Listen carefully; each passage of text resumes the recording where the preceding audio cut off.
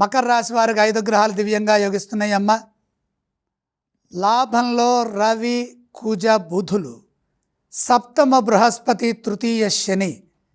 ఉత్తమ ఫలితాలు సాధించడానికి యోగ్యమైన కాలం కొనసాగుతోంది.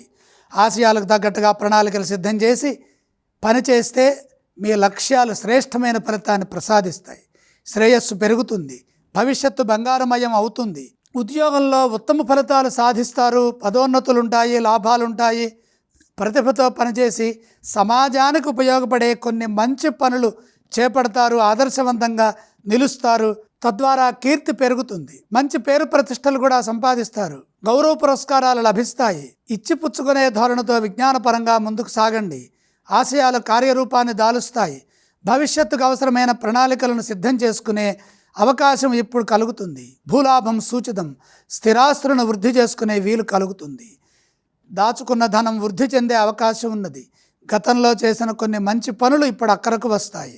గృహంలో శుభాలు జరుగుతాయి. ఆధ్యాత్మికంగా దైవ బలం మిమ్మల్ని సదా ముందుకు నడిపిస్తుంది. గతంలో ఆగిన పనులు ఇప్పుడు పూర్తవుతాయి. సంతానం వల్ల కలిసి వస్తుంది.